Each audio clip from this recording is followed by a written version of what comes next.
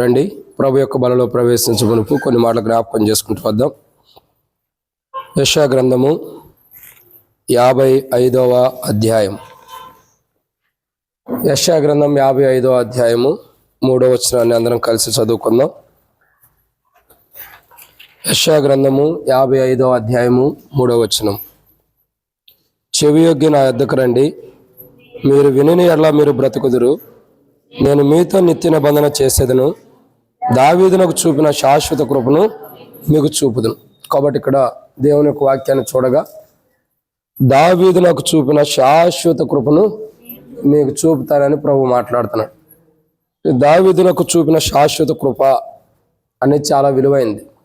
సరే, శాశ్వత కృపను చూపిస్తున్న దేవుడు దావీదునకు శాశ్వత కృప, దావీదురాజును శాశ్వత కృప చూపిస్తున్న దేవుడు దావీదురాజు పట్ల ఎలా ఉన్నాడంటే 7 విషయాలు చూశాం. మొదటిది ఏంటి? కేడెముగా ఉన్నాడు. 2 బలముగా ఉన్నాడు. 3 ఆశ్రయంగా ఉన్నాడు. 4 ఎత్తైన కోట. 5 ఉన్నత దుర్గం. 6 కష్టకాలంలో ఆశ్రయం. 7 6 ఏంటి? కృపలో కలుసుకుంటున్నాడు. 7 శత్రువుపై విజయాన్ని పొందుతున్నాడు. విజయాన్ని ఇచ్చే జీవితాన్ని దావీదు రాజు పక్షా నుండి దేవుడు యుద్ధం చేస్తున్నాడు. సరే, దేవుడు దావీదు రాజు పట్ల ఇటువంటి అనుభవాలు కలిగి ఉన్నాడు. దావీదు రాజు కూడా దేవుని ఎడల ఇటు అనుభవాలు పొందుకుంటూ వచ్చాడు దేవుని దగ్గర. కాబట్టి శాశ్వత కృపను దేవుడు చూపిస్తూ వచ్చాడు. అయితే ఇప్పుడు చూసేటటువంటి ఒక మాట ఏంటంటే ప్రియులారా, ఆ శాశ్వత కృపని, దావీదు రాజునకు చూపిన శాశ్వత కృపను మనకు దేవుడు చూపాలంటే మనం ఏం చేయాలా? దావీదు రాజుకి శాశ్వత కృపను దేవుడు చూపించాడు. అదే కృపని దేవుడు మనకు కూడా చూపించాలంటే మనం ఏం చేయాలి? ఇంతకుముందు ఆరాధనలో చూపించిన అనుభవం అన్నది దావీదు రాజు యొక్క అనుభవం దేవుడు తీసుకొచ్చాడు. ఆ కృప పరిపూర్ణమైనదిగా దావీదు రాజు చూపిన శాశ్వత కృప మనం పొందుకోవాలంటే మనం ఎలా ఉండాలి, మనం ఏం చేయాలంటే బైబిల్లో కొన్ని విషయాలు ఉన్నాయి. వాటిని మనం ధ్యానించమునపు ప్రభు నడిపింపు కొరకే చిన్న ప్రార్థన. మమ్మల్ని మిక్కిలికి ఎక్కువగా ప్రేమిస్తున్న ప్రియ పరలోకపు తండ్రి, పరిశుద్ధుడు అయిన దేవా, మీకు స్తోత్రములు. మీరు ఇచ్చిన కృపకాయ మీకు వందనాలు తండ్రి. ఈ సమయంలో కొన్ని మాటలు వాక్యం ధ్యానించబోతున్న సాయం చేయండి. దాసుడి కన్నుల యజమానుడి వైపు చూస్తున్నట్లు, దాసురాల కన్నుల యజమానుల వైపు చూస్తున్నట్లు మా కన్నులు మీ వైపు వీక్షిస్తుండగా మీరే సహాయం గురించి మహిమ పొందండి. నీ ప్రజల పక్షాన నీకున్న దయ చొప్పున దయతో నన్ను జ్ఞాపకం చేసుకోనండి. నా బలహీనతలు కూడా మీరు క్షమించి నన్ను బలపరచవానందు నేను సమస్తను చేయగలను చెప్పినట్లు ప్రభు పౌలు చెప్పినట్లు బలహీనంగా ఉండ మీరే బలపరిచి శత్రు సిగ్గు మీకు మహిమకరంగా వాడుకోమని, ఈ ప్రభు బల వర్తమానం ఎంతో దీవించమని, దావీదు నాకు చూపిన శాశ్వత కృప మీరు మాకు చూపించాలంటే మేము ఎలా ఉండాలో అయ్యేంత అనుభవం కలిగి ఉండటానికి సహాయం చేయండి. నా తండ్రి, అనుభవాల్లోకి మమ్మల్ని తీసుకురండి. వాటిని ధ్యానించబోదని సహాయం చేయండి. కింద కూర్చొని ఈ ప్రజలకి వాక్యం ధ్యానించడానికి నేను యోగ్యని కాను, వారికంటే దేవా నేను గొప్పవాడిని కాదు, కానీ నేను గణహీనమైన వాడిని ఒప్పుకుంటున్నా. వారికి వాక్యం ధ్యానించడానికి తెరవబడిన ఆకాశం మాకు అనుగ్రహించి, ఆకాశం ఇప్పి పడజాలంత విస్తారమైన మీ కృప ద్వారా దేవ విస్తారమైన మీ పరిశుద్ధాత్మను అభిషేకించి శత్రు సిగ్గు మీకు మహిమకరంగా వాడుకోనమని, నాతో మాతో మీరు మాట్లాడమని, బలహీనతలు తొలగించమని, దేవా క్యాస్ కనుక బలహీనతలను వెంటాడుతున్న వాటిని తీసివేయమని ప్రార్థిస్తూ, శాశ్వత కృపను చూపించే దేవుడే కాబట్టి ఆ శాశ్వత కృప పట్ల ప్రభావ మీరు గొప్ప కార్యాలు జరిగించమని, దావీదులో చూపిన శాశ్వత కృప మాకు కూడా చూపించాలంటే మేము ఎలా ఉండాలో కొన్ని విషయాలు ధ్యానించుకోబోతుండగా వాటి ప్రకారం మేము జీవించేవారుగా సిద్ధపరచమని, ముందున్న సమయం అంతా మాకు దీవించమని, ఇప్పుడు తోడుగుండా రేపు ముందు తోడుగుండి ప్రతి ఒక్కరు తీర్చి ముందున్న సమయంతో దీవించి, బలహీనమైన నన్ను మీరే బలపరిచి శత్రు సిగ్గు మీకు మహిమకరంగా వాడుకుని మాతో మాట్లాడక తీర్చమని, దేవా మరొకమారు వచ్చిన ప్రజలందరూ బట్టి స్తోత్రములు. రావాల్సిన వారిని త్వరపెట్టి తీసుకురండి. మధ్య మార్గంలో ఉండేవారు సకాలం నడిపించండి. ఎవరికి అపాయాలకు ఈరోజు జరగకుండా సాయం చేయండి. ఇప్పుడు వరకు కృపను చూపించిన దేవుడి ముందు తోడుగుండి ప్రతి ఒక్కరు తీర్చి ముందున్న సమయంతో దీవించమని, మీ ప్రియ కుమారుడు మా ప్రభుని మా రక్షకుడైనటువంటి ప్రభు అయిన యేసుక్రీస్తు ప్రభు వారి యొక్క పరిశుద్ధమైన నామం పేరిట విశ్వాసంతో స్తుతించి ప్రార్థించి అడిగి వేడుకుంటున్నాం తండ్రి, ఆమేన్. కాబట్టి దేవుని యొక్క వాక్యాన్ని చూడగా, దావీదు రాజుకు చూపిన శాశ్వత కృప దేవుడు మనకు చూపించాలంటే మనం ఏం చేయాలా? ఎందుకంటే సంఘముగా మనం ఉండాం. సంఘ వాగ్దానం దేవుడిచ్చాడు. ఏమని? యెషయా గ్రంథం 55వ అధ్యాయం 3వ వచనంలో, యెషయా గ్రంథం 55వ అధ్యాయం 3వ వచనంలో దావీదు నాకు చూపిన శాశ్వత కృపను మీకు చూపుతానన్నాడు. అంటే ఆ శాశ్వత కృపను దేవుడు మనకు చూపాలంటే మనం ఏం చేయాలా అంటే బైబిల్లో కొన్ని విషయాలు ఉన్నాయి. ఇక్కడ దేవుడే స్పష్టంగా మాట్లాడుతున్నాడు. దావీదు రాజు చూపిన శాశ్వత కృపను దేవుడు మనకు చూపించాలంటే మనం ఏం చేయాలి? మొదటి మాటను చూద్దాం. యెషయా గ్రంథం 55వ అధ్యాయం. యెషయా గ్రంథం 55వ అధ్యాయము మనం చూసినట్టయితే 7వ వచనాన్ని చదువుదాం. యెషయా గ్రంథం 55వ అధ్యాయం 7వ వచనం. భక్తిహీనులు తమ మార్గమును విడవలను,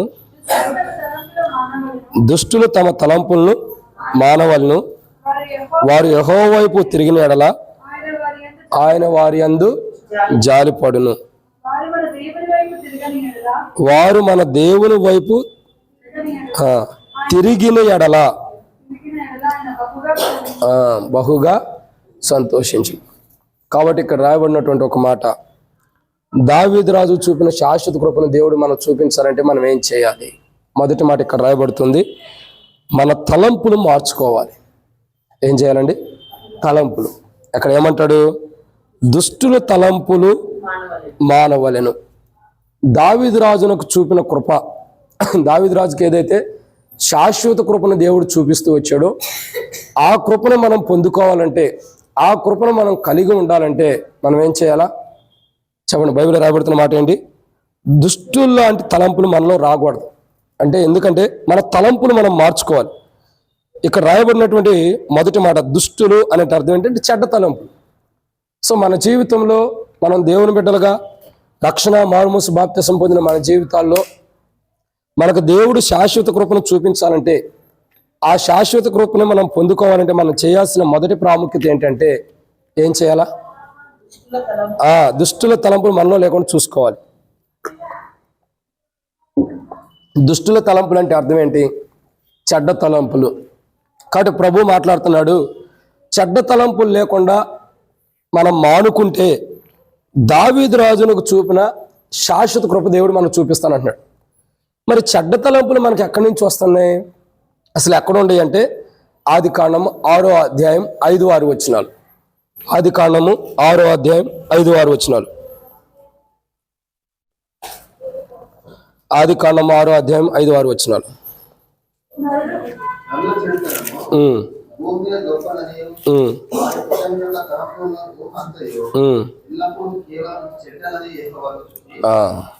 అర్థమవుతుందండి?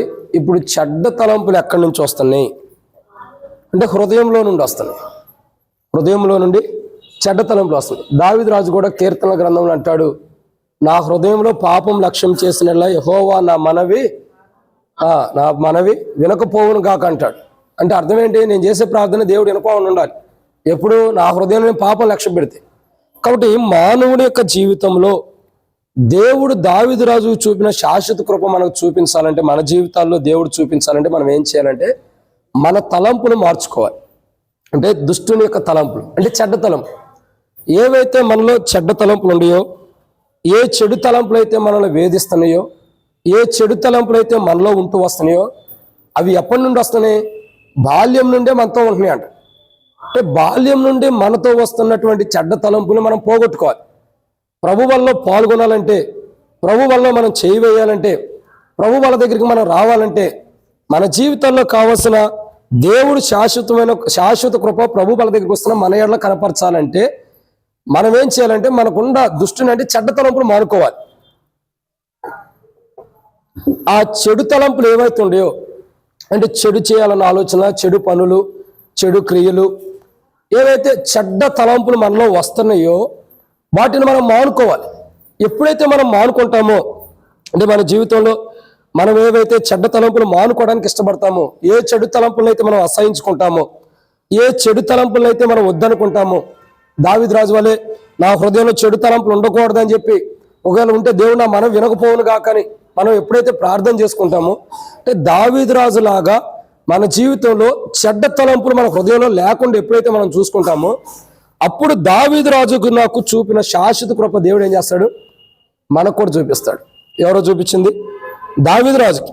దావీదు రాజు చూపిన శాశ్వత కృప మనకు చూపించాలని మనం చేయాల్సిన మొదటి పని ఏంటంటే మన తలంపులు మార్చుకోవాలి. అందుకంటాడు, మీ తలంపులు నా తలంపులు వంటివి కావు. మన తలంపులు ఎలాంటివి?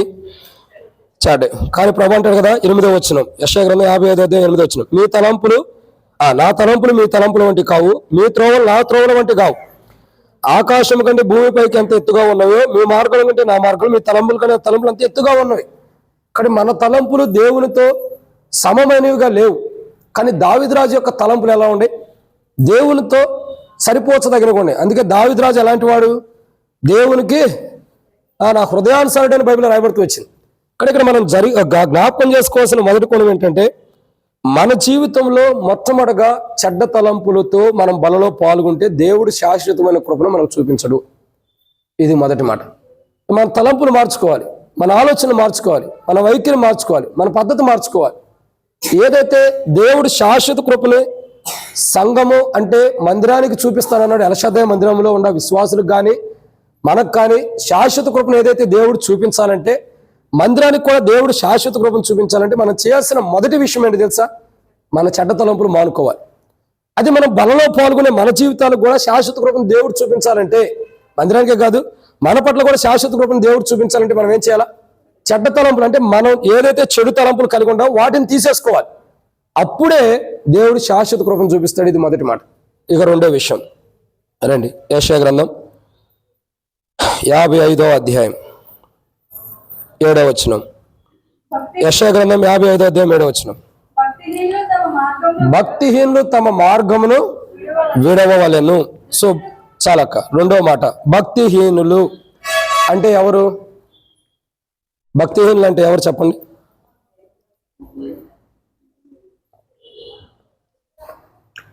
భక్తిహీనులు అంటే బైబిల్ ప్రకారం దుర్మార్గులు అని అర్థం. ఏంటి అర్థము? దుర్మార్గులు. మానవుడి యొక్క జీవితంలో ఏవైతే దుర్మార్గపు జీవితం ఉందో దాన్ని విడిచిపెట్టాలి.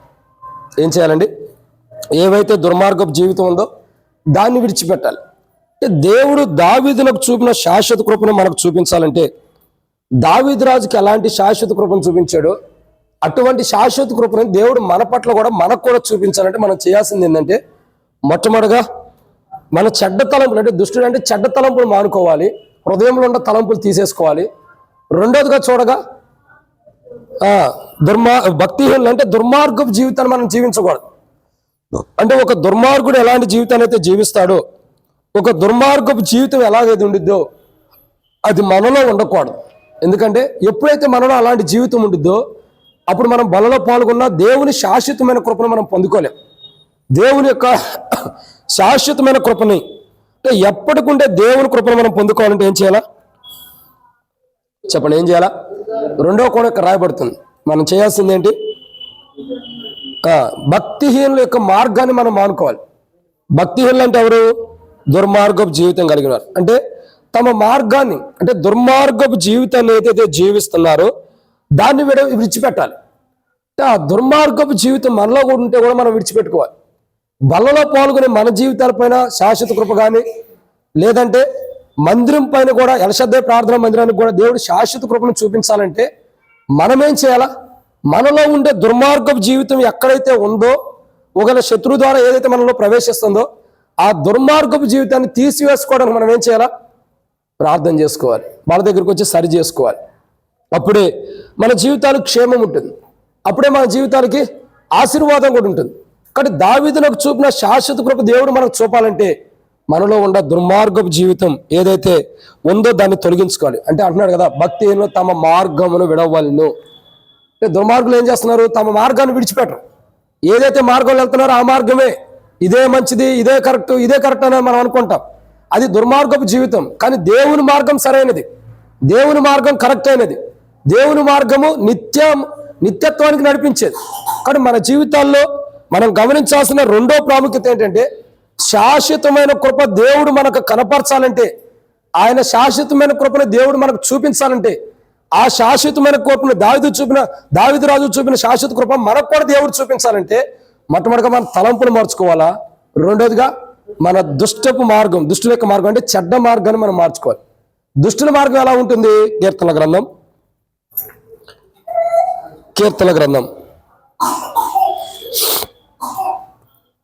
కీర్తన గ్రంథంలో మనం చూస్తాం. మొదటి అధ్యాయం 4వ వచనం.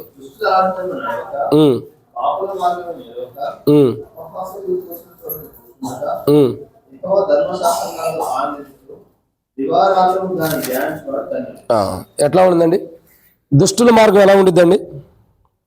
దుష్టుల లాగునుండక గాలి చెదరగొట్టి పొట్టువలే ముందురు. కాబట్టి దుష్టులు ఎలా ఉంటున్నారండి? ఇక్కడ రాయబడిన మాట చూడగా, దుష్టుల యొక్క ఆలోచన చూడగా అని చెప్పి 4వ వచనం చూడగా, దుష్టులు ఎలాగుండరు? దేవుని యొక్క ధర్మశాస్త్రాన్ని ధ్యానించరు, దేవుని వాక్యాన్ని చదవరు. వారి జీవితాల్లో దేవుని వాక్యం చదివినా వారికి అనుకూలంగా మార్చేసుకుంటారు దుష్టులు. ఎలా ఉంటారండి? అనుకూలంగా మార్చుకుంటారు. చూడండి, ఎప్పుడైతే చదివే వాక్యము, మనం వినే వాక్యం మనకు అనుకూలంగా మార్చుకుంటామో అప్పుడు అది మనం దుష్టత్వంలో తీసుకెళ్తుందని అర్థం. అంటే వాక్యం తీసుకెళ్తున్నా, మనం వెళ్తున్నాం అలాంటి మార్గంలో. మనం చదివే వాక్యము మనకు అనుకూలంగా ఎప్పుడు మార్చుకోకూడదు. ప్రతి వ్యక్తి కూడా తన జీవితంలో ఏముంటుంది, ఇది నాకు వచ్చింది, ఇది నాకు వచ్చిందని మనం అనుకుంటాం. వాక్యం ఎప్పుడూ కూడా మాట్లాడి బలహీనతలో పొరపాట్లు అవిధేయతలుంటే సరిచేసిద్దే కానీ మన జీవితాల గురించి మనల్ని పక్కదావను పట్టించదు. కానీ మనం ఎలా ఉంటాం? దుష్టులు అంటే దేవుని వాక్యాన్ని ధ్యానించినటువంటి వారు దుష్టపు మార్గంలో ఉంటారు. ఏదైతే దేవుని వాక్యాన్ని ధ్యానిస్తలేదో, దేవుని వాక్యాన్ని చదవట్లేదో ఆ మార్గాన్ని విడిచిపెట్టాలంట. దుష్టులు తమ దుష్ట మార్గం అంటే దుర్మార్గపు మార్గం. దుర్మార్గమైన జీవితం ఏంటి? దేవుని వాక్యాన్ని చదవపోవటం, దేవుని వాక్యాన్ని ధ్యానించపోవటం, దేవుని వాక్య ప్రకారం జీవించపోవటం, దేవుని వాక్యానుసారంగా జీవించపోవటమే దుష్టుని యొక్క మార్గం, భక్తిహీనుల యొక్క మార్గం. అంటే దుర్మార్గపు జీవితం. ఆ జీవితాన్ని మనం ఏం చేయాలా? మార్చుకోవాలి. అది మార్చుకున్నప్పుడు భక్తిహీనులు అంటే దుర్మార్గపు జీవితం కలిగి ఉంటారు. కానీ అలాంటి జీవితాన్ని మనం మార్చుకోవాలి. ఎప్పుడైతే ఈ యొక్క జీవితాన్ని మనం మార్చుకుంటామో, ఒకటి చెడ్డ తలంపులు ఎప్పుడైతే తీసేసుకుంటామో, రెండు భక్తిహీనులు అంటే దుష్ట మార్గంలో అంటే చెడ్డ మార్గంలో నుండి ఎప్పుడైతే మనం మారుకుంటామో అప్పుడు మన జీవితాలు ఎలా ఉంటాయి? దావీదునకు చూపిన శాశ్వత కృపను దేవుడు మనకు చూపిస్తాడు. ఆ శాశ్వత కృప మనం పొందుకోవాలంటే మన తలంపులు మారిపోవాలి పూర్తిగా. మన తలంపులు ఏమంటున్నాడు ఆయన? 8వ వచనంలో అంటున్నాడు, యెషయా గ్రంథం 55:8 ఏమంటున్నాడు? నా తలంపులు మీ తలంపులు వంటివి కావు. అంటే అర్థం ఏంటి? మన తలంపులు మనం మార్చుకోవాలి. దావీదునకు చూపిన శాశ్వత కృప మనం చూపించాలంటే మన తలంపులు మార్చుకోవాలి మొదట. రెండు, దావీదునకు చూపిన శాశ్వత కృప దేవుడు మనకు చూపించాలంటే మనం చేయాల్సిన రెండో పని ఏంటంటే ఏం చేయాలా? ఆ దుర్మార్గపు జీవితాన్ని విడిచిపెట్టాలి. అంటే తప్పు మార్గం, భక్తిహీనులు ఎలాంటి మార్గంలో వెళ్తున్నారో అలాంటి మార్గాన్ని మనం విడిచిపెట్టాలి. ఇంకా బైబిల్లో రాబడుతూ వచ్చింది, దుష్టులను ప్రేరేపించగా ఒప్పుకోకమని అంటాడు. ఎందుకు? దుష్టులు ఒక వ్యక్తి ప్రాణం తీటికై పొంచి ఉందాము, నీతిమంతుని యొక్క ప్రాణం తీటికై మనం పొంచి ఉందామని దుష్టులు అంటారంట. అంటే దుర్మార్గపు జీవితాన్ని జీవించేవారు ప్రాణహాని చేయటానికైనా సిద్ధంగా ఉంటారు. కాబట్టి మన జీవితాల్లో మనం ఎలా ఉండాలంటే ఆ దుష్ట మార్గంలో మనం నడవకూడదు. అది దేవుని వాక్యం చదవకుండా చేసిద్ది, అనేకులకు ప్రాణహాని చేసేటట్టు చేసిద్ది. ఆ జీవితాన్ని మనం ఏం చేయాలా? అలాంటి జీవితం మనలో ఉంటే సరి చేసుకుంటే దావీదునకు చూపించిన శాశ్వత కృపను దేవుడు ఏం చేస్తున్నాడు? మనకు కూడా చూపిస్తాడంట. ఏ దావీదు రాజుకైతే శాశ్వత కృపను దేవుడు చూపిస్తున్నాడో ఆ శాశ్వత కృపను మనం చూపించాలంటే మన తలంపులు మార్చుకోవాలా? మన దుష్ట మార్గంలో మన మార్గాన్ని మనం సరి చేసుకుని సరైన మార్గంలో నడవాలి. అప్పుడే దావీదు రాజు చూపిన శాశ్వత కృపను దేవుడు మనకు చూపిస్తాడు. ఇది అన్నమాట. రెండు, మూడో విషయాన్ని చూద్దాం రండి. యెషయా గ్రంథము 55వ అధ్యాయం 7వ వచనం. యెషయా గ్రంథం 55వ అధ్యాయం 7వ వచనం.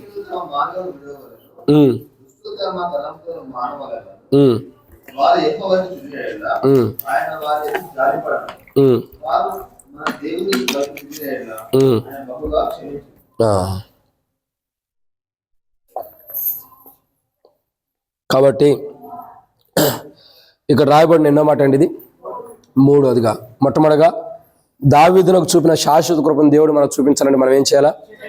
చెడ్డ తలంపులు మానుకోవాలి. రెండు, దావీదు రాజునకు చూపిన శాశ్వత కృప మనకు చూపించాలంటే మనం ఏం చేయాలా? దుర్మార్గపు అంటే భక్తిహీనులు అంటే దుర్మార్గపు మార్గాన్ని విడిచిపెట్టాలి. మూడు, అది విడిచిపెట్టినప్పుడే, విడిచిపెట్టి బల దగ్గరికి వస్తేనే దేవుడు శాశ్వత కృపను చూపిస్తాడు, లేకపోతే చూపించడు. ఇక మూడోదిగా దావీదు రాజునకు చూపిన శాశ్వత కృప మనకు దేవుడు చూపించాలంటే మనం ఏం చేయాలంటే మూడో మాట ఇక్కడ రాయబడుతుంది, యెహోవా వైపు తిరగాలి. అంటే దేవుని వైపు తిరగాలి. మనం ఎలా ఉంటాం? మనుషుల వైపు తిరుగుతాం, లోకం వైపు తిరుగుతాం, అవునా కదా? శరీర కార్యాల వైపు మనం తిరుగుతాం. కానీ మనం తిరగాల్సింది ఎటువైపు? దేవుని వైపు. కాబట్టి దేవుని వైపు మనం తిరగటం అనేది చాలా ప్రాముఖ్యత. ఎప్పుడైతే మనం దేవుని వైపు తిరుగుతామో, ఎప్పుడైతే మనం దేవుని వైపు మళ్ళుకుంటామో అప్పుడు దేవుడు దావీదు రాజునకు చూపిన శాశ్వత కృప మనకు కూడా చూపిస్తాడు. ఏ దావీదు రాజుకైతే శాశ్వత కృపను దేవుడు చూపించాడు, నేను వాస్తవానికి వాగ్దానం వచ్చిందని ఊహించలా. దీన్నే కొరియన్ అంకులు నా బర్త్డేకి ఒక వాగ్దానం ఇచ్చాడు. నా పుట్టినరోజుకి అంకులు ఫోన్ చేసి, అంకుల్ మరి నా బర్త్డే అంకుల్ నాకు ప్రార్థన చేయండి అంటే ప్రార్థన చేశాడు. ఒక వాగ్దానం ఇవ్వండి అంటే మళ్ళీ చేస్తా, మళ్ళీ తర్వాత ఇస్తాను అన్నాడు, బిజీగా ఉన్నాను అన్నాడు. మరలా అంకులు వేరే బ్రదర్ ద్వారా ఫోన్ చేపించి, మా అత్తయ్య అని ఉంటాడు, వెంకటనగర్ సేవకుడు, అక్కడ హెబ్రోన్లో మినిస్ట్రీ రాస్తాను, ఫోన్ చేసి ఆ మహిమదాస్కి యెషయా గ్రంథము 55వ అధ్యాయము 12వ వచనం అని చెప్పి తన బర్త్డేకి ఇవ్వబడుతున్న వాగ్దానం అని చెప్పు అని చెప్పి అన్నాడు. అక్కడే అంకుల్ దగ్గర ఉండే ఫోన్ చేశాడు. ఏముంది అని చదివితే దీని గురించి ఎలీషా వర్తమానం కూడా చెప్పాడు. నా బర్త్డేకి ఎలీషా వీళ్ళు ఇంటికి వచ్చారు, సరే 4 మాటలు చెప్పండి చెప్పారు. దాంట్లో ఏముందో తెలుసా? 12వ వచనం, మీరు సంతోషంగా బయలు వెళ్ళెదరు, సమాధానం పొందుకుని తోడుకొని పోబడుదురు, మీ ఎదుట పర్వతములు మెట్టెలను సంగీతనాదము చేయను, పొలములైన చెట్లని. అని చూడండి, నా ఎడలో దేవుడు ఎంత కృపను చూపిస్తున్నాడు. ఏమంటున్నాడు? ఏ నుంచి పోయేటప్పుడైనా లేదా ఈ యొక్క మందిర స్థలాన్ని ఖాళీ చేసి ఇంకో చోటకి వెళ్ళేటప్పుడైనా దేవుడు ఏమంటున్నాడు? సమాధానంతో పొంది తోడుకుని పోతారు కానీ అసమాధానం తెల్లం. 2, మీ ఎదుట సంతోషంగా బయలుదేరుతారు. 3, పర్వతాలు సంగీతనాదం చేస్తాయంట. మనం వెళ్తుంటే పర్వతాలు ఏం చేస్తున్నాయి అంటే మన భాషలో చెప్పొచ్చు, ఏం చేస్తున్నాయి? నాట్యం చేస్తున్నాయి. ఓ రకంగా చెప్పాలంటే డ్యాన్స్ చేస్తున్నాయి అని అర్థం. మనం నడుచుకుంటూ వెళ్తుంటే, సంతోషంగా సమాధానం పొందుకుని మనం వెళ్తుంటే, మనతో పాటు మన చుట్టుపక్కల పర్వతాలు ఎలా ఏం చేస్తున్నాయండి? అడ్డగిస్తల్లా. జెరుబ్బాబేలు గురించి అంటారు, జెరుబ్బాబేలు ఈ పర్వతమా నువ్వు అడ్డగించడం, జెరుబ్బాబేలు అడ్డగించడం, నువ్వేమాత్రం దాన్ని సమూహంగా అవును కాక అంటున్నాడు. పర్వతాలు అడ్డగిస్తల్లా. ఏం చేస్తున్నాయి పర్వతాలు? నాట్యం ఆడతాయి అంట. ఎక్కడన్నా చూసారా వింతైన మాట? కాకపోతే పర్వతాలు డ్యాన్సులు ఏంటి, పర్వతాలు నాట్యం ఆడటం ఏంటి?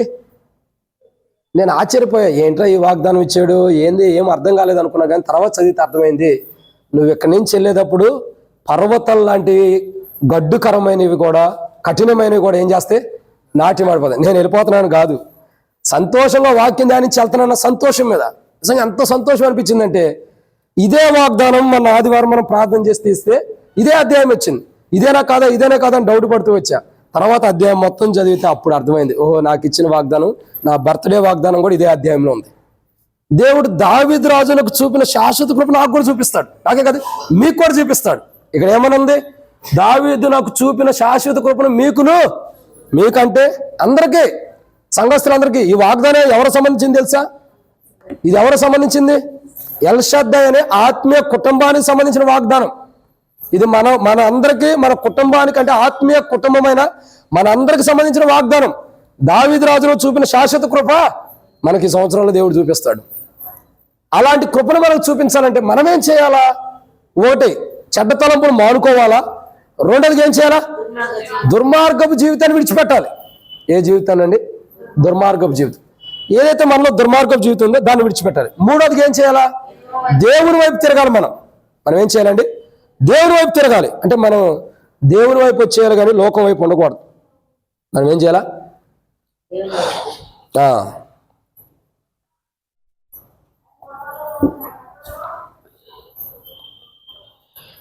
కానేనా? కాబట్టి దేవుని యొక్క వాక్యాన్ని చూడగా మన జీవితాల్లో మనం గమనించాల్సిన ఎన్నో మాట ఇది. 3వదిగా దావీదు రాజులకు చూపిన శాశ్వత కృప దేవుడు మనం చూపాలంటే మనం ఏం చేయాలా? దేవుని వైపు తిరగాలి. మనం మనుషుల వైపు తిరగకూడదు, లోకం వైపు తిరగకూడదు. తిరిగి అలసిపోయినాం. ఎంతమంది లోకం వైపు, ఎంతమంది మనుషుల వైపు తిరిగి ఉన్నామో అలసిపోయినాం. ఇప్పుడు ఏం చేయాలా? దేవుని వైపు తిరగాలి. దేవుని వైపు తిరగట్లేదు కాబట్టేగా దేవుని యొక్క శాశ్వత కృపను మనం పొందుకోలేకపోతున్నాం. దేవుని వైపు తిరగపోవటాన్ని బట్టే కదా దేవుడు చూపించే ఆ శాశ్వతమైన కృపను మనం పొందుకోలేని దౌర్భాగ్య స్థితిలో ఉన్నాం. దేవుడు ఆ శాశ్వతమైన కృపను మనం చూపించాలంటే, ఆ శాశ్వతమైన కృపను మనం పొందుకోవాలంటే మనం దేవుని వైపు పూర్తిగా తిరగాలి.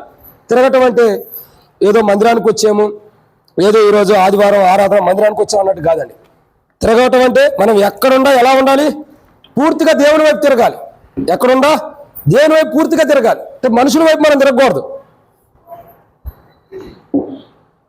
ఎవరి వైపు తిరగాల? దేవుని వైపు. ఎప్పుడైతే మనం దేవుని వైపు తిరుగుతామో అంటే మనం దేవుని వైపు లేమని అర్థం, దేవుని వైపు తిరగలేదని అర్థం. దేవుడు ఎట్లా మాట్లాడుతున్నాడు అంటే అర్థం ఏంటి? మీ తలంపులు మార్చుకోమనంటే తలంపులు బాగాల.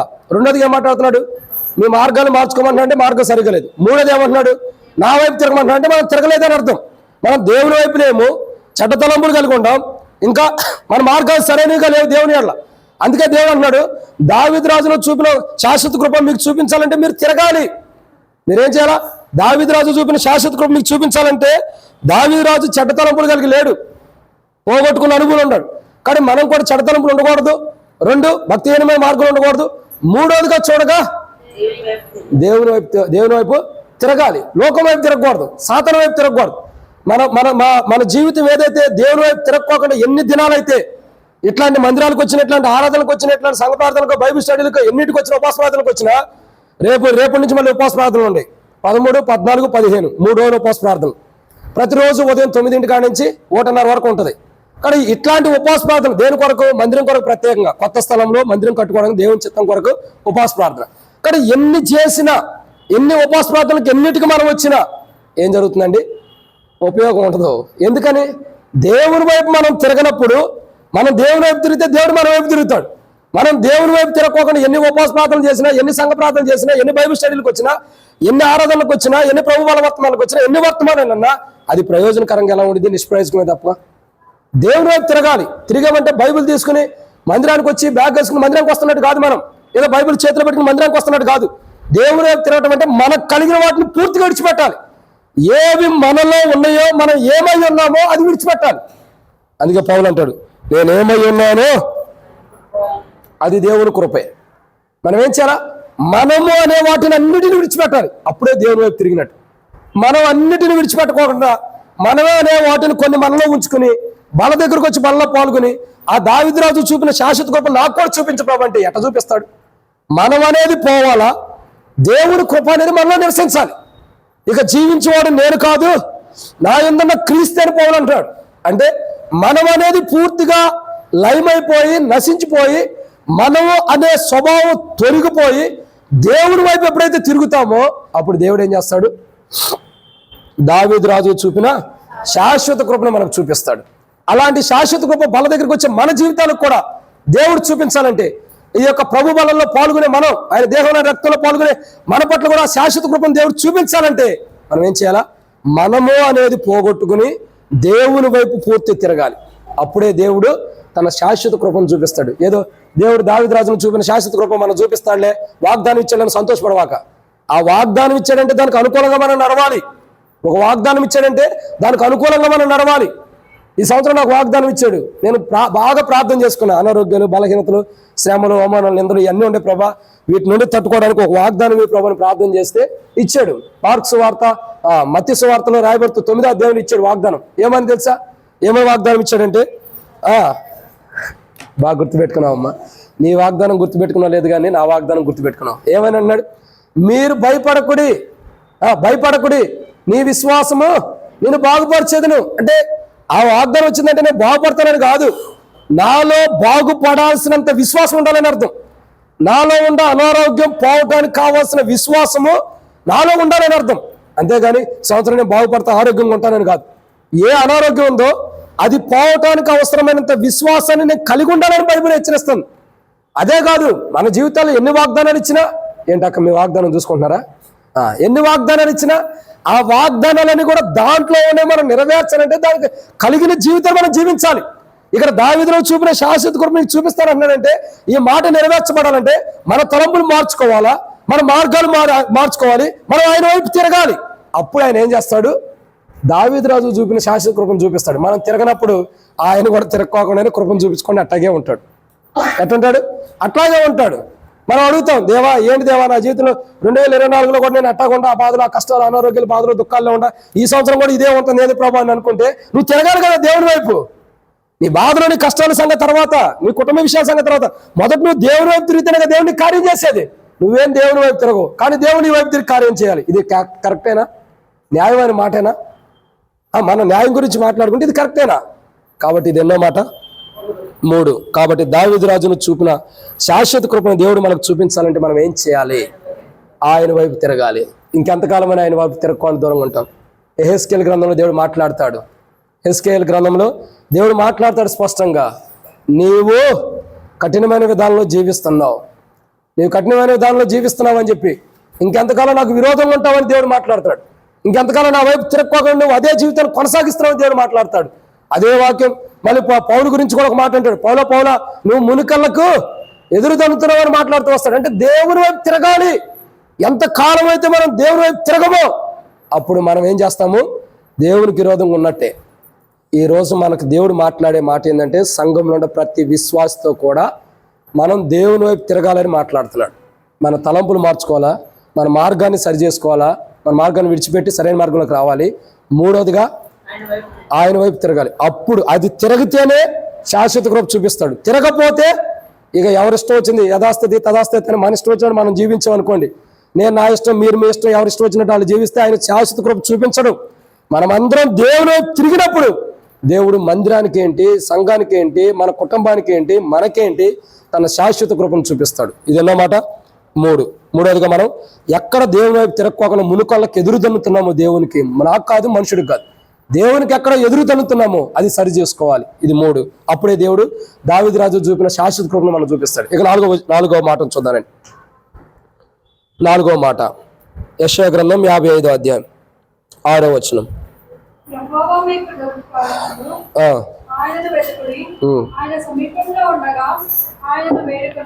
ఏమని రాయబడుతూ వచ్చిందండి? ఇక 4వ విషయం ఇక్కడ రాయబడుతుంది. ఏంటి? యెహోవా మీకు దొరుకు కాలమందు ఆయన్ను వెతకాలంట. యేసు ప్రభు దీని గురించి కొత్త నిబంధనలో చెబుతాడు. ఎక్కడ చెప్పాడు అక్క? ఎన్నో అధ్యాయము? సరే, ఏది గ్రంథం చెప్పగలుగుతారా? ఏ పత్రిక చెప్పగలుగుతారా? యేసు వార్త ఏమని రాయబడుతూ వచ్చింది? ఆయన వెతుకుడి అని రాయబడుతూ వచ్చింది. ఆయన వెతుకు తలమున ఆయన దొరుకుతాడు. యేసు వార్త 5వ అధ్యాయంలో అనుకుంటా. ఏమని రాయబడుతూ వచ్చిందండి? 6వ అధ్యాయంలో ఏమని రాయబడుతూ వచ్చింది? మీరు ప్రార్థన చేయనప్పుడల్లా వేషధారు వల్లే ప్రార్థన చేయకుడి, ప్రార్థన చేయనప్పుడు గదిలోకి వెళ్ళి ప్రార్థన చేయమని అన్నాడు. మీ తండ్రి 8వ వచనం, మీరు మీ తండ్రిని అడగక మునిపు ఆయన అక్కడికి ఉన్నవేవో ఆయనకు తెలియను కనుక మరి మీరు ఇలాగ ప్రార్థన చేయండి. ఇది కాదు అనుకుంటా. కాబట్టి దేవుని యొక్క వాక్యాన్ని చూడగా ఆయన దొరుకు కాలంలో మనం ఏం చేయాలా? ఆయన వెతకాలి. ఎప్పుడైతే దేవుని మనం వెతుకుతామో దేవుడు ఖచ్చితంగా మనకి సమీపంగా ఉంటాడు. వెతుకుడి దొరుకును, తట్టుడి తీయబడును, వెతుకువానికి దొరుకునని బైబిల్లో రాయబడుతూ వచ్చింది. కాబట్టి ప్రభువు మన పట్ల తన కృపను కనపరిచి ఆయన యొక్క కృపలో మనం అన్నిటిని పొందుకోవాలంటే మనం ఏం చేయాలా? దేవుని వైపు తిరగాలి. ఎప్పుడైతే దేవుని వైపు తిరుగుతామో ఆయన వైపు తిరిగి ఏం చేయాలా? వెతకాలి.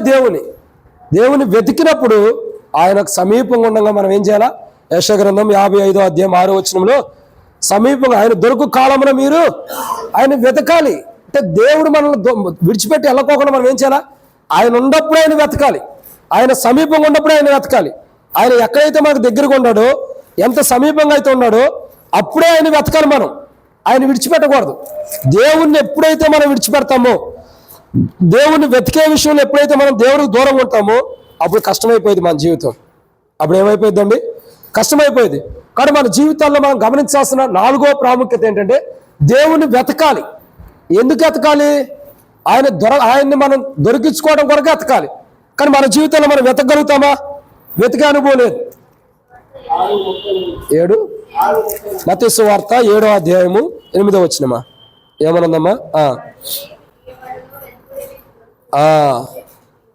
అది కాబట్టి 8వ అధ్యాయం, క్షమించండి, మత్తయి సువార్త 8వ అధ్యాయము 7, 8 వచనాలు. యేసు నేను వచ్చి వాడిని స్వస్థపరచదునని అతనితో చెప్పాను. శతాధిపతి అదేనా? 7వ అధ్యాయం చదువమ్మా.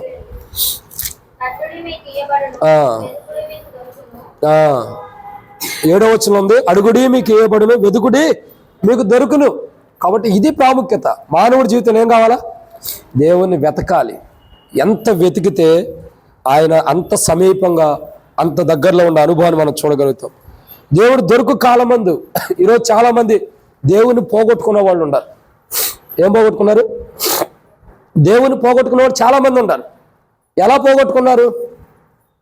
పోగొట్టుకున్నారంటే ఒక వ్యక్తి దగ్గర ఒక నాణ్యం ఉంది. ఆ నాణ్యం పోగొట్టుకున్న వ్యక్తి ఏం చేస్తాడు? అది దొరికే అంతవరకు వెతుకుతాడు. దాన్ని ఇంకో భాషలో చెప్పమంటారా? 100 గొర్రెల్లో ఒక గొర్రె దారి తప్పిపోయిన గొర్రె కోసం మనం ఏం చేస్తాం? ప్రభు ఏం చేస్తున్నాడు? వెతుకుతున్నాడు. అది దొరికినప్పుడు సంతోషంగా మెడ మీద తీసుకొస్తున్నాడు.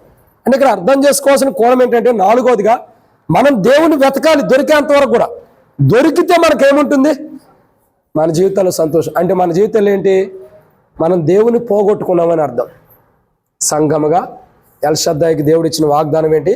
దావీదునకు చూపిన శాశ్వత కృప మీకు చూపుతాను అన్నాడు. అంటే దావీదు రాజు చూపిన శాశ్వత కృప ఈ సంఘం అంటే ఎల్షద్దాయి మందిరానికి మనకు చూపించాలంటే మనం ఏం చేయాలా? దేవుని పోగొట్టుకున్నామని అర్థం. ఆయన మనకు దొరకటం కొరకు మనం ఏం చేయాలా? ప్రార్థన చేసుకోవాలి, వెతకాలి, ఆయన్ని ప్రార్థన ద్వారా వెతకాలి. ప్రభా నువ్వు నా దగ్గరికి రా, ప్రభా నువ్వు నాకు సమీపంగా రా. దావీదు రాజుకి ఎలా వచ్చి కలుస్తున్నాడు? కీర్తన గ్రంథంలో మనం ఇంతకుముందు చూస్తూ వచ్చాం కదా, 59వ కీర్తనలు అనుకుంటా. ఎలా కలుస్తూ వచ్చాడు? తన కృపలో కలుసుకుంటున్నాడు. మరి దావీదు రాజు దూరం వెళ్ళిపోయిన దేవుడు లేదు. ప్రతి సందర్భంలో దావీదు రాజు దేవునితో సహవాసం కలిగి ఉన్నాడు కాబట్టి దేవుడు తను కలుసుకుంటున్నాడు. దావీదు రాజు దేవుని వెతికినప్పుడల్లా దేవుడు దావీదు రాజుకి సమీపంగా వస్తున్నాడు, అంటే దొరుకుతున్నాడు. కానీ దావీదు రాజు అక్కడ తీర్చబడుతున్నాడు, దావీదు రాజు సంతోషంగా ఉంటున్నాడు. ఈరోజు మనం ఆ జీవితం మనలో లేకపోవడానికి కారణం ఏంటంటే దావీదు రాజులాగా మనం ఏం చేయట్లేదండి, వెతకట్లా. కాబట్టి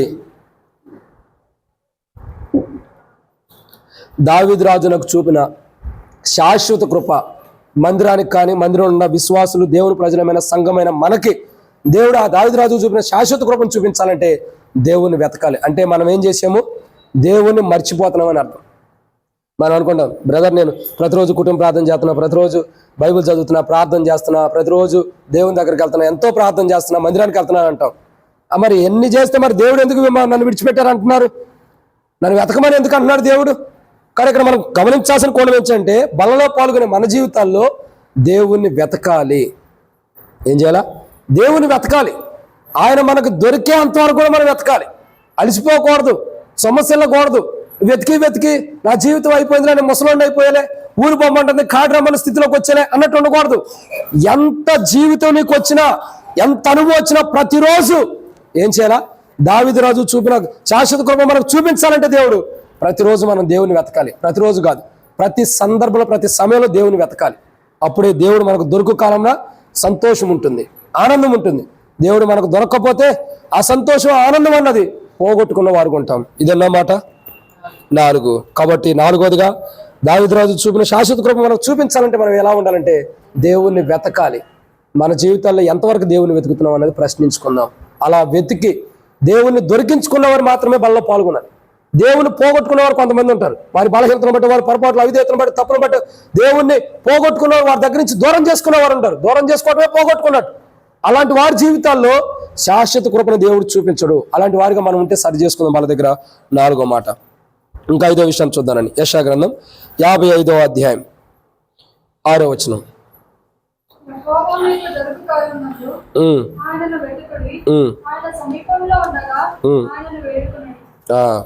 కాబట్టి ఎన్నో మాట అండి ఇది? 5వదిగా దావీదు రాజుకు చూపిన శాశ్వత కృపను దేవుడు మనకు చూపించాలంటే మనం ఏం చేయాలి? 5వ మాట, ఆయన సమీపంలో ఉండగా వేడుకోనాలి, వెతకాలి. ఏం చేయాలా? వేడుకోవటం అంటే అర్థం ఏంటి? ప్రార్థనా జీవితం. ఏం కావాలా? ప్రార్థనా జీవితం ఉండాలి. దేవుడు మనకు శాశ్వతమైన కృపను చూపించాలంటే, దావీదు రాజు చూపిన శాశ్వత కృపను దేవుడు మనకు కనపరచాలంటే మనం ఏం చేయాలా? ప్రార్థనా జీవితం కలిగి ఉండాలి. వెతకటం అంటే అర్థం ఏంటి? ప్రార్థనే కదా. ఒక క్రైస్తవుడి యొక్క జీవితంలో చూడండి, మన జీవితంలో సంఘ ప్రార్థనకి ఎంతమంది వస్తారు? చేతులెత్తండి. అంటే ఇక్కడ స్థానికులు చేతులెత్తండి. బయట నుండి ఊరు నుండి వచ్చేవాడు కాదు, ఇక్కడ స్థానికంగా ఉండవు. సంఘ ప్రార్థనకి ఎంతమంది వస్తారు? ఏందక్క బల కోసం ఎత్తినట్టు తలకంటి పైకి ఎత్తించండి. ఎంతమంది వస్తున్నారు? 3, 6, అప్పుడప్పుడు వచ్చేవాళ్ళు 7.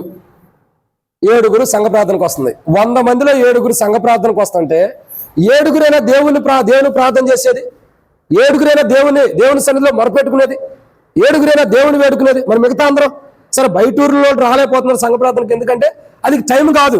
మరి మనం ఎప్పుడు వస్తున్నాం? అసలు మన సమయం ఏంటి? మరి ఇంకెప్పుడు దేవుని రాజ్యానికి వెళ్ళడానికి సిద్ధపడేది?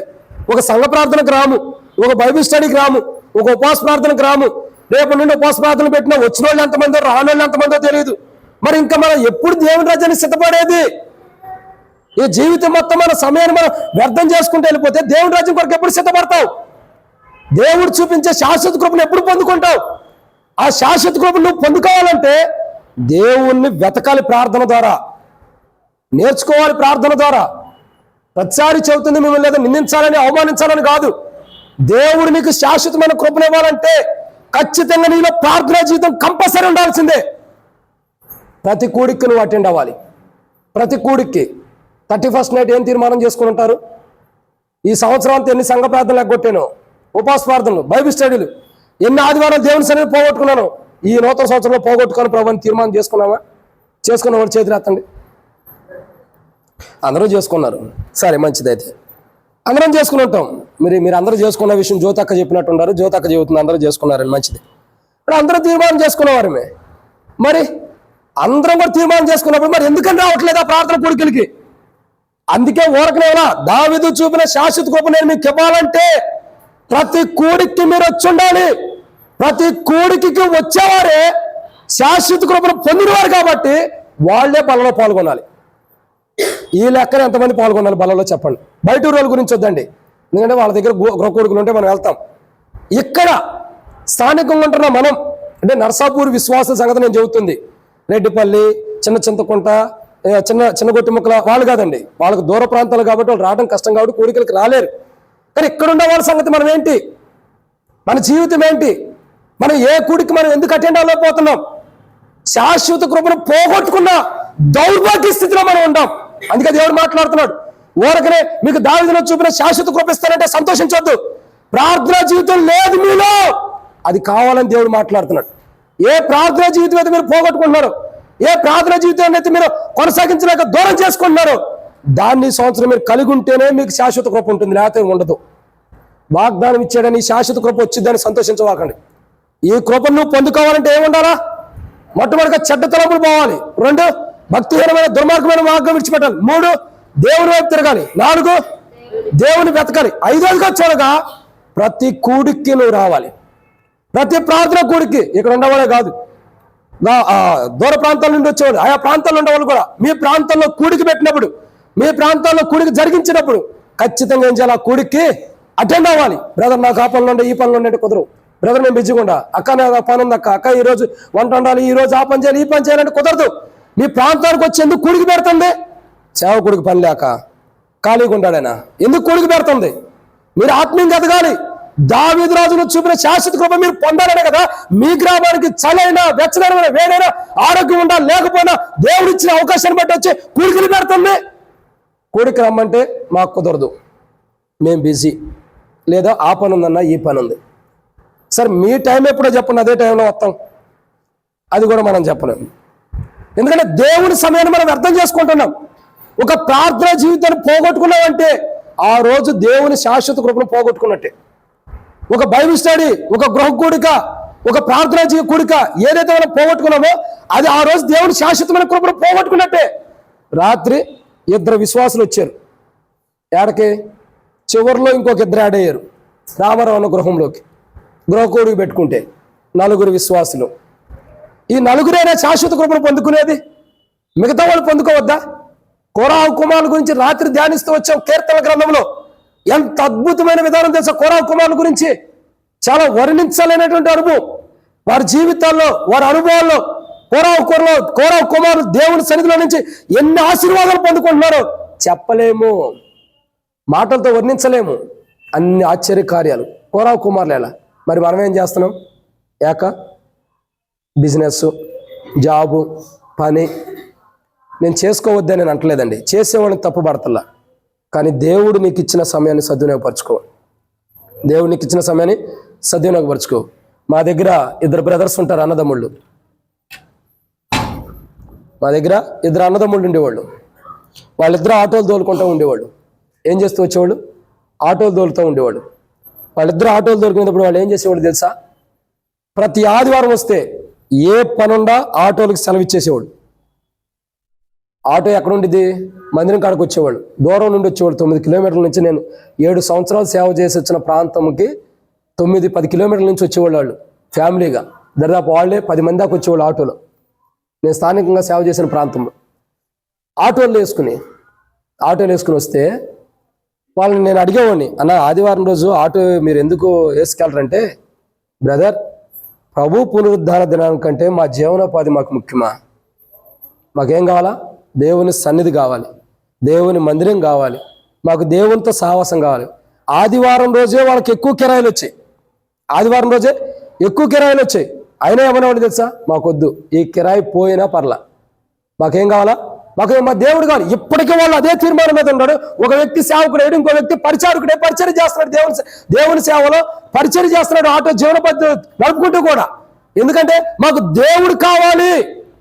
అని ప్రార్థన జీవితము ప్రభుతో ఉండాలి అన్న సావాసం వారిలో ఉంది కాబట్టి వారు పనుల కంటే కూడా దేవునికి ప్రాధాన్యత ఇచ్చారు. మరి మనం దేనికి ఇస్తాం చెప్పండి?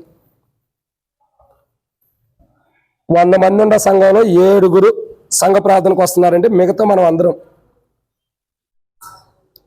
ఇది కరెక్ట్ కాదు. ఈ జీవితము కరెక్ట్ అయింది కాదు. దీన్ని మనం ఏం చేయాలా? కరప్షన్ చేసుకోవాలి, సరి చేసుకోవాలి. ఈ రోజు నుంచి దేవుడు నీకు ఇంతకాలం శాశ్వత కృపను చూపించింది ఏంటో చూపించాడు కాబట్టి ఈ రోజు నుంచి సరి చేయబడు. ఈ రోజు నుంచి నువ్వేం చేయాలా? ప్రతిరోజు ప్రతి కూడి కట్టిండవు. మళ్ళీ మనకు ఒక వాత వేయబడిన మనసాక్షి ఉండిద్ది. అదేంటి తెలుసా? ఇప్పుడు పశ్చాత్తాపడతాం బల దగ్గరకు వచ్చి, ప్రభా తప్పైపోయింది ఇక్కడ నుండి ప్రతి వారం నీ సన్నిధిలోకి వస్తా. మళ్ళీ వచ్చే వారం మనం రావు. ఏదికి? కూడికిలకి రాము. పశ్చాత్తాపడతాం, వాత వేయబడిన మనసాక్షి. ఒక్కసారి ఒప్పుకున్న దాన్ని విడిచిపెట్టాలా? ఏది విడిచిపెట్టామో, ఏది వద్దు అనుకున్నా దాన్ని విడిచిపెట్టి కంటిన్యూ చేయాలి. కానీ చేయం మనం. ఎందుకని? వాత వేయబడిన మనసాక్షి ఉండేది. అది ఉండకూడదు. ఎక్కడ ఏ ప్రాంతంలో ఉండా ప్రార్థనా జీవితం, అదే మన జీవితాలు. ఎవరైతే దేవునితో ప్రార్థనా సహవాసం కలిగి ఉంటున్నారో అటువంటి వారు మాత్రమే దేవుని శాశ్వతమైన కృపను పొందుకుంటున్నారు. కాబట్టి వాళ్ళు మాత్రమే దేవుణ్ణి ఏం చేశారు? వాళ్ళు వేడుకున్నారంటే ప్రార్థన చేశారు కాబట్టి దేవుని ఎడల ఆ ప్రార్థన జీవితం కలిగి ఉన్నవారు మాత్రమే ప్రభు వల్ల పాల్గొనాలి. వాళ్ళు మాత్రమే శాశ్వత కృప పొందినటువంటి అనుభవంలోకి వచ్చిన వారు. అట్లాంటి అనుభవంలో లేని వారు బలలో పాల్గొని తీర్పుని తెచ్చుకోవద్దు. ఇది ఎన్నో మాట? 5. కాబట్టి ప్రార్థనా జీవితం ఉండాలి. ప్రార్థనా జీవితం ఉన్నప్పుడే మన బలలో పాల్గొనాలి. ఆ శాశ్వత కృప నీకు రావాలంటే ఏం చేయాలి? నువ్వు ఆయన సమీపంగా ఉండగానే ఆయన్ను వేడుకోవాలి. ప్రభా ఇది ఈ అక్కర ఉంది, ఈ అవసరం ఉంది అని వేడుకోవాలి. అసలు నువ్వు ప్రార్థనా జీవితానికి ప్రార్థనకే రానప్పుడు ఇంకా ప్రభుని ఏమి వేడుకుంటా? చాలామంది జ్ఞానులు చెబుతారు, బ్రదర్ మేము ఇంటికాడ ప్రార్థన చేస్తున్నామని. మరి మందిరం ఎందుకు పెట్టాం? ఇంటికాడ ప్రార్థన చేసుకునే లెక్క అయితే మందిరంలో కూడికలు ఎందుకు? మరి మాకు కూడా రెస్ట్ వచ్చింది కదా, చక్కగా మేము కూడా రెస్ట్ తీసుకోవచ్చు కదా. మరి ఆదివారం ఒక రోజు వచ్చి మనం కూడా అందరు సావాసాల్లాగా ఆదివారం వచ్చి వాక్యం చెప్పుకుని వెళ్ళిపోతే మంచిదిగా. మరి ఇవన్నీ దేనికి? శాశ్వత కృపను మనం పొందటానికి ప్రతిరోజు తన వాక్యం ద్వారా దేవుడు మాట్లాడి మనల్ని కలుసుకుంటున్నాడు. కాబట్టి అలా కలుసుకోవడం ద్వారా ఈ శాశ్వత కృపను మనం పొందుకుంటాం. ఆ కృపను పొందుకోవటానికి, ఆ శాశ్వత కృపను మనం పొందుకోవటానికి ప్రతిరోజు మనకేదో కూడికి దేవుడు పెడుతున్నాడు. నేను ఉండా లేకపోయినా, నేను చెప్పగలిగినా చెప్పలేకపోయినా ఎవరో ఒకరి ద్వారా దేవుడు చెప్పించుకుని వాడుకుంటూ వస్తున్నాడు. ఎందుకంటే మనకు ఆ శాశ్వత కృపను దేవుడు చూపించాలని, దాన్ని మనం పొందుకోవాలని. ఎన్ని వార కార్యక్రమాలు పోగొట్టుకుని శాశ్వత కృపను పోగొట్టుకున్నాం గత సంవత్సరం అంతా. స్థానికులైనా బయట గ్రామస్తులైనా సరే ఎన్నిసార్లు మన యొక్క ఊర్లో పెట్టిన కూడికలకి మనం వెళ్ళలేక కానీ, మందిరానికి కానీ మందిరంలో పెట్టిన కూడికలు కానీ మనం రాలేక ఎన్నిసార్లు దేవుని శాశ్వత కృపను పోగొట్టుకున్నాం. అందుకే మన మనస్తత్వాన్ని ఎరిగిన వాడే, మనల్ని ఎరిగిన వాడే, మన బుద్ధి, మన ఆలోచన, మన జ్ఞానాన్ని ఎరిగిన వాడే మనతో మాట్లాడుతున్నాడు. ఏమని? మీ ఆలోచన మార్చుకోండి, మీ యొక్క నడక దుర్మార్గపు నడక మార్చుకోండి. ఇంకా నా వైపు తిరగండి, మీరు తిరగట్లా. ఇంకా నన్ను వెతకండి అన్నాడు. ఇంకేం చేయమన్నాడు? వేడుకోమన్నాడు. అంటే ప్రార్థనా జీవితం. ఇవి మనకు లేవనే ఆయన వాగ్దానం ఇచ్చాడు. ఇవి మీరు కలిగి ఉండంటే ఇవి మీకు ఇస్తారని. ఈరోజు మన జీవితాలు ఏవైతే మనలో లేవో వాటిని ప్రభు వాళ్ళ దగ్గరికి వచ్చి సరి చేసుకోవాలి. సరి చేసుకోకుండా బలలో పాల్గొంటే దేవుని తీర్పును పొందుతాం. ఇదన్నమాట. 5. 6 విషయాన్ని చూద్దానండి.